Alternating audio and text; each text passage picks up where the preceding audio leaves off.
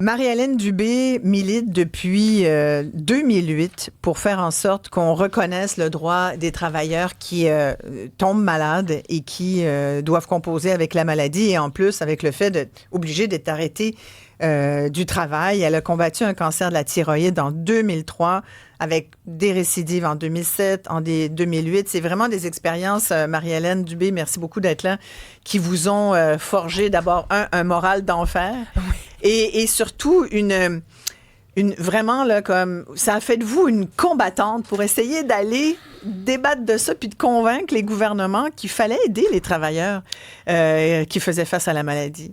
Oui, vraiment, là, mais même mon premier épisode de cancer, ben là, j'avais eu le fameux 15 semaines, mais j'étais comme trop malade pour m'indigner de ça. Puis là, c'est dans les récidives que j'ai eues par la suite, là, quand ça fait 3 fois que j'avais 15 semaines, là, j'étais fâchée de ça.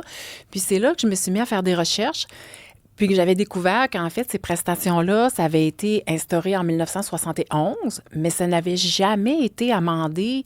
Puis moi, j'étais comme, ben voyons donc, là, qu'on est encore avec ça en 2008, tu sais, ça n'avait pas de sens. Puis c'est là que j'ai dit, ben je vais faire une pétition.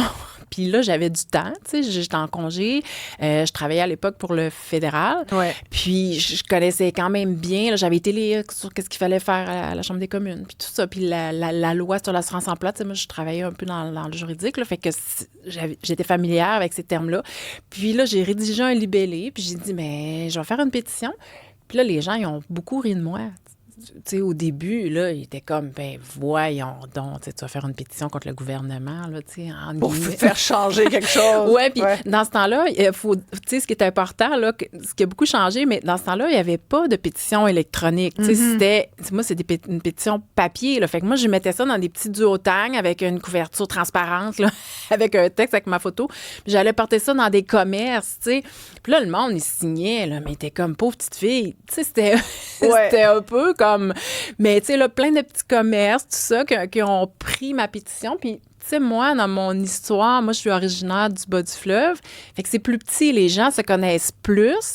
Fait que là-bas, rapidement, j'avais été conviée à faire une entrevue, puis il y avait un député qui s'était intéressé à ça. Fait que, tu sais, c'est comme ça là, que finalement, ça s'est mis à devenir plus gros. Puis là, j'ai été invitée à la télévision très rapidement. Puis à la radio, parce que nous, on se connaît. Je viens de calculer qu'on se connaît depuis 18 ans, quasiment. C'est fou, hein? C'est fou. C'est fou, Oui. c'est fou, c'est ça. Puis c'est comme ça, en fait, j'ai commencé ça, mais avec des petites signatures dans des petits duotangs, là. Puis je me suis rendue à 620 000 signatures. 620 000 signatures. C'est incroyable, incroyable. Ouais.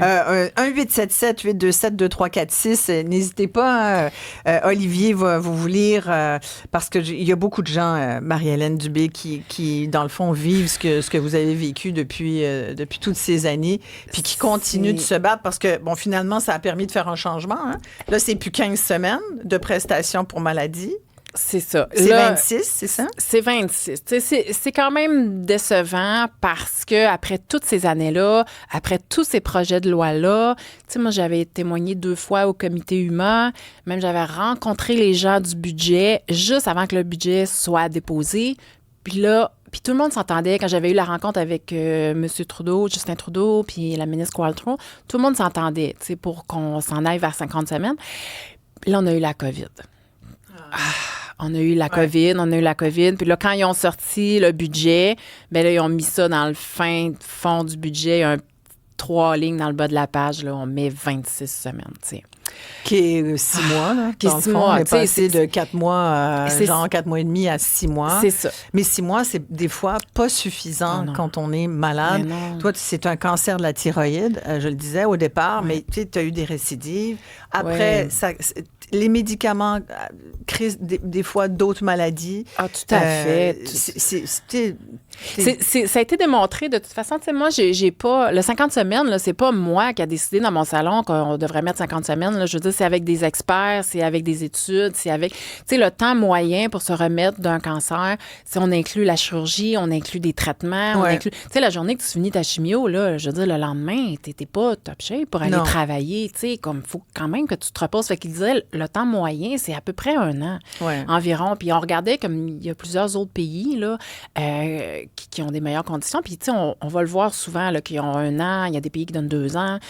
On fait pitié, là. On faisait pitié à gagne notre 15 semaines. Fait que là, Et c'est 26 semaines aujourd'hui à combien de pourcentage de ton salaire? Ça, c'est l'autre chose. Je ne veux pas dire de là. sottise, mais je crois que c'est 55 %. Puis je pense que le maximum en janvier 2026 va être de 675 $. Parce qu'il y a un maximum aussi. Il y a un pourcentage, mais il y a un maximum. Fait que c'est pas beaucoup. C'est bien certain que 26, c'est mieux que 15. Fait qu'il faut pas que ton loyer te coûte 2000 pièces. Ben non, c'est ça. Ouais. Puis ça, c'est un autre enjeu. Hein? Mon collègue Sébastien connaît bien ces enjeux-là parce que Sébastien, avec ta conjointe, ta conjointe a fait un AVC. Hein? Oui, exactement. Et il a fallu que vous vous battiez là, pour que vous ayez droit aux prestations. C'est terrible. Bien, ça, on l'a eu, l'assurance chômage maladie. Mais quand t'es pris là-dedans, Isabelle, là, c'est juste cute. C'est juste fin, c'est juste cute. C'est une petite pommade sur un bobo parce que t'as besoin de plus que ça. Ouais. Cet argent-là, tu en as besoin de plus, ça arrive, puis c'est juste bien correct. L'histoire que moi, j'ai vécue, c'est que ma conjointe était entre 2 emplois, donc pas d'assurance. Donc, tu te retrouves avec pas d'entrée d'argent nulle part. Et Parce qu'un AVC, là, ça arrive soudainement. Là. C'est la différence avec un cancer où là, tu peux être prévenu un peu avant d'avoir tes traitements. C'est un peu différent. C'est pour ça que vous n'avez pas choisi la période. Là. C'est arrivé là, entre deux jobs. C'est maintenant. Donc, pas d'assurance. La seule affaire que tu as, ta première bouée, c'est l'assurance chômage maladie. Ouais. Je pense que nous autres, on avait eu 15 semaines, 26. Je trouve ça fabuleux, mais encore une fois, c'est juste cute. Par après, il faut que tu ailles faire un tour du côté du RRQ, Isabelle. Ouais. Mais ça, là, c'est tout un aria. Parce que toi, tu as besoin d'argent quand même vite. C'est clair, tes trucs. Mais eux, qu'est-ce qu'ils font? C'est qu'ils étirent. Ils étirent. Tout d'un coup que tu ailles travailler, tout d'un coup que tu ailles plus une scène, tu ailles décidé de passer les Publisac, ils vont venir te ramasser, ils étirent tout d'un coup que tu guérisses. Mais tu as plein de médecins qui disent non, c'est irréversible, là, c'est une invalidité à vie. Mais non, eux autres, ils étirent. Tu sais combien de temps ça nous a pris, nous, pour avoir des sous? Combien? Ça nous a pris 4 ans. 4 ans? 4 ans. Il n'y a rien qui est rentré du côté de ma conjointe. Pendant 4 ans? On a failli tout perdre. On a failli perdre la maison. Et ça a été l'enfer. Et on l'a eu avec un rétroactif et un pourcentage aussi d'intérêt. Oh! OK. Comment qu'on a eu, tu penses, pour 4 ans? Ben, sans doute moins que ce qu'ils te chargent si tu es en retard pour Revenu Québec. Isabelle, t'en reviendras pas. Vas-y donc. C'est 200 piastres. Ben, voyons donc. J'ai sacré que le maudit. C'est 200 $ rétroactifs. Là, après ça, t'essaies de t'en remettre. Là, t'as l'argent qui essaye de rentrer tranquillement, mais c'est quand même 4 ans. Ils l'ont poussé loin. Et avec ça, c'est quoi l'argent qui rentre pendant ce temps-là? Ben, il faut être bien assuré. Donc, l'assurance hypothèque...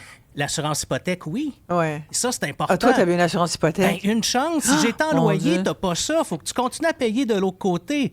Il faut être créatif. Hey, combien de gens ont une assurance hypothèque?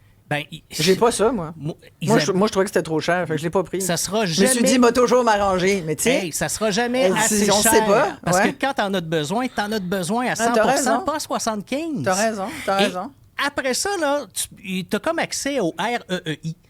Ça, c'est un fonds de placement. Tu sais, tu donnes de l'argent, puis le gouvernement, il met, mettons, 3 piastres, toi, tu mets 1 pièce. C'est quand même le fun. Mais jusqu'à 49 ans. Après ça, le gouvernement ne fait plus de dons là-dedans. Il ne contribue plus. Mais quand tu es invalide, tu n'en as pas d'argent, Isabelle. Tu peux pas contribuer. Et plus tu es jeune, moins tu contribues au RRQ, donc tu as moins de sous. Comment va ta conjointe aujourd'hui? Ah, elle va bien. Elle va bien. Elle est à la maison. Ouais. C'est une dame à la maison. Nous autres, on dit toujours que c'est une jeune retraitée. Oui, parce qu'elle n'a pas le choix. Là. Le fait d'avoir fait un AVC, ça l'a complètement un peu plus travaillé. Elle ne peut plus apprendre parce que la mémoire à court terme a été affectée. Elle ne peut plus lire, vraiment. Ouais. Elle lit les mots, mais elle lit juste les mots. Donc, elle perd le sens de la phrase. C'est bête. Ouais. Puis elle ne peut plus, peut plus écrire non plus. En tout cas, José Boudreau, on connaît bien José, l'humoriste. Là, c'est un peu la même chose. Ouais, et ça. Aussi, je veux juste terminer avec ça, c'est que si tu tombes invalide ou que tu as une maladie très, très jeune, tu as moins contribué au RRQ. Donc, ce que tu as par mois, c'est bas. C'est très, très bas. Et c'est même moins que le... comment ils appellent ça? C'est l'argent qui rentre pour le revenu minimum garanti. Ah oui, oui. C'est même plus bas que le revenu minimum garanti. Puis tu peux pas avoir un ou l'autre. Tu t'arranges avec. Fait que c'est bien de la paperasse. Bien de la paperasse. Beaucoup de batailles, là. Et pas beaucoup de bouées. Donc, cette bouée-là. Heureusement que vous étiez deux, que c'est pas arrivé à ta conjointe alors qu'elle était seule. T'sais. Non, une chance. Il y a beaucoup de gens seuls au Québec. C'est pas tout le monde là, qui a un conjoint qui arrive avec un salaire. Puis, puis j'étais sur le chômage à ce moment-là. Oh mon Dieu, c'est sérieux? Oui, entre 2 emplois. Mais des gens qui... Écoute, Sébastien, j'en viens pas. Parce que quand tu dis on a failli tout perdre, là, ça parle au monde, Olivier. Il faut être créatif. Par courriel, on a Martine qui dit... on me dit qu'on a 26 semaines pour guérir. C'est une aberration. Je l'ai vécu pour un cancer du foie et j'avais le goût de mourir. Rien de moins. Et on a Lynn aussi, par courriel toujours, au studio@cubradio.ca qui dit j'ai aussi failli tout perdre. Après le cancer de mon mari, on a dû se battre pour recevoir notre argent. Donc, quand même pas, Marie... on disait, là, c'est combien? Là? C'est 55 de la rémunération jusqu'à un maximum de 729 par semaine, les 26 semaines d'aide financière. Marie-Hélène Dubé, quand t'entends Sébastien, ben oui, ça te ramène... Ah oui, ça me ramène. Moi, je me suis endettée beaucoup, moi, à cette époque-là aussi. Là, c'est comme ça n'a pas de sens. Je suis retournée travailler plus tôt parce que j'avais plus d'argent. Fait que là, tu fais une autre récidive. Puis là, à un moment donné, c'est comme... Ça n'a aucun bon sens. Puis tu sais, on parlait de l'invalidité. C'est super malheureux. Il y a certaines personnes qui vont se rendre à l'invalidité, mais pas tout le monde qui répond aux critères d'invalidité non plus. Tu sais, des fois, c'est temporaire dans ta vie. Là, un cancer, c'est pas nécessairement un état qui va être comme permanent. Mais si on donne pas on fait pas un pont pour que les gens puissent se soigner, ben là, les gens, à un moment donné, vont se ramasser à l'aide sociale. Puis là, ils sortiront plus de là, malheureusement. Et ça, c'est le genre de situation que, justement, Maître Sophie Mongeon voit régulièrement. On voulait lui parler rapidement parce que, merci, Sophie, de prendre le temps de nous parler. Est-ce qu'il y a des façons, peut-être, d'éviter ce qu'a vécu Marie-Hélène, ce qu'a vécu Sébastien, ce qu'a vécu Lynn qui nous a écrit, là? Ouais. Bien, il y a une petite astuce là, que je vais partager avec vous. Donc, effectivement, avant le 18 décembre 2022, l'assurance emploi-maladie, on ne dit plus chômage, là, c'est assurance emploi-maladie, c'était 15 semaines. En décembre 2022, on monte à 26 semaines, puis en même temps, on a rajouté d'autres belles prestations pour aider. Proche aidant, ça, tu as le droit jusqu'à 35 semaines si tu t'occupes d'un enfant. Tu as proche aidant adulte et tu as prestation de compassion. Puis, effectivement, c'est soit 15, 26 ou jusqu'à 35 semaines. Pour de l'assurance emploi régulière, tu peux avoir jusqu'à 45 semaines. Donc, le truc est ceci. Une fois que tu es au bout de tes 26 semaines de maladie, si tu obtiens un papier médical comme quoi que tu es apte à faire un travail léger, sédentaire, en télétravail, pourrait avoir droit de l'assurance emploi régulière quand même. Parce que pour avoir droit de l'assurance emploi régulière, il faut être disponible de travailler. Mais être disponible de travailler, là, en faisant des informations au téléphone de chez vous, on peut être aussi disponible. Il faut juste démontrer que vous avez une capacité de travail un peu résiduelle. Peut-être pas aussi grosse, mais plus mince. Ça, c'est le truc pour essayer d'avoir de l'assurance emploi régulière au bout de tes 26 semaines. Mais tu sais, dans le cas de la conjointe de Sébastien qui a fait un AVC puis qui clairement pouvait pas travailler, ça s'appliquerait pas aujourd'hui, là. Pareil. C'est plus dur pour elle, mais disons peut-être rendue à la 32e semaine, si elle avait quand même une capacité minime de travailler, elle aurait pu avoir droit. Dans les cas de maladies extrêmes, c'est clair qu'on peut pas utiliser cette astuce-là. Fait qu'évidemment, il nous reste la rente de retraite Québec et la rente d'invalidité, mais pour y avoir droit, faut que l'invalidité soit permanente. Elle est juste temporaire, il nous la donne pas. Et ça, peut-être, ça serait une modification législative qui pourrait être intéressante auprès de la rente d'invalidité, de ne pas exiger que ça soit de façon temporaire, permanente, mais plutôt temporaire pour combler des cas comme la conjointe d'Olivier, là.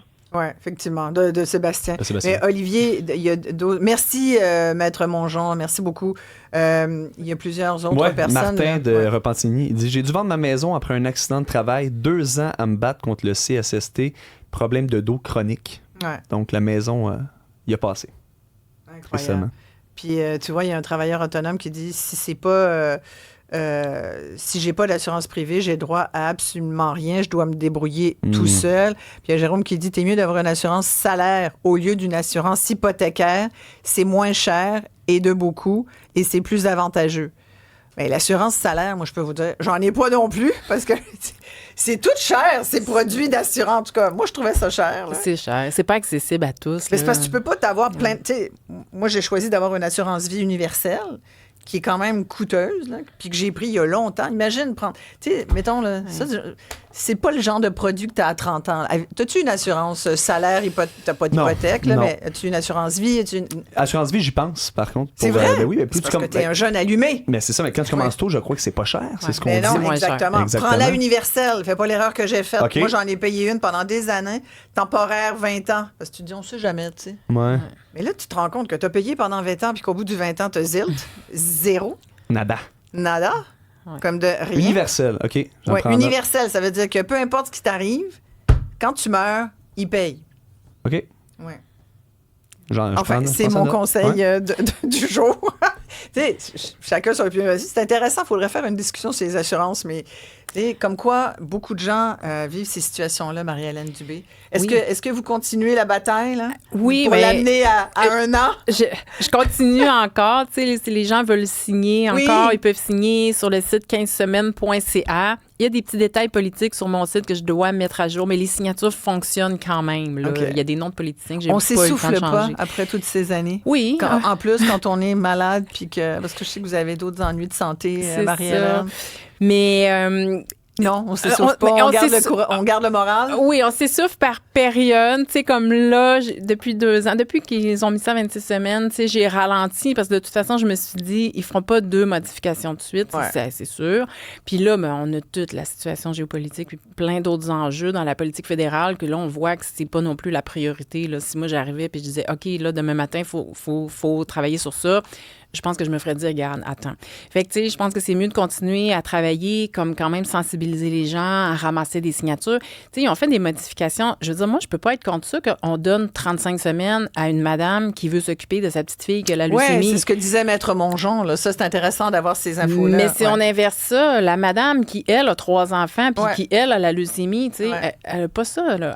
Elle a son 26 semaines. Mais c'est un très bon exemple. Comme quoi, voyons, et où la logique là-dedans? Tu sais, moi, quand j'avais vu ça, j'étais comme, tu sais, je peux pas être... Je suis contente pour ces gens-là. Je veux dire, OK, c'est parfait, mais t'es comme, mais voyons, où c'est qu'on l'a échappé encore?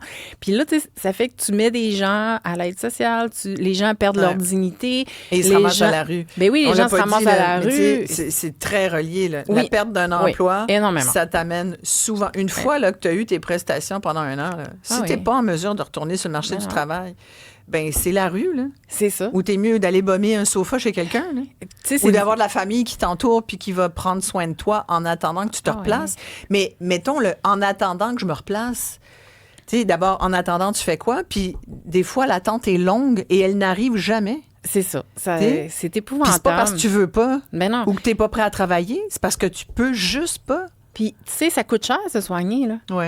Oh mon Dieu. Juste ça. On n'a pas parlé de ça, mais tu sais, les médicaments, puis un paquet d'autres affaires, là, juste des fois le transport pour les gens, le stationnement. Et c'est pour ça que de plus en plus de gens considèrent des emplois qui vont leur donner des assurances parce que, t'imagines, travailleur autonome ou à ton compte, là, chef d'entreprise, t'as pas d'assurance, aucune, et pas maladie. Faut planifier. C'est difficile. C'est ça. Marie-Hélène, merci beaucoup. Ça me fait plaisir. Marie-Hélène Dubé, qui milite depuis tellement longtemps, là, 18 ans au moins, là, pour faire en sorte que les travailleurs qui font face à la maladie aient des meilleures prestations. Merci Sébastien de ton témoignage. Merci, oui. Merci à tous ceux qui nous ont écrit. On poursuit tout de suite après ces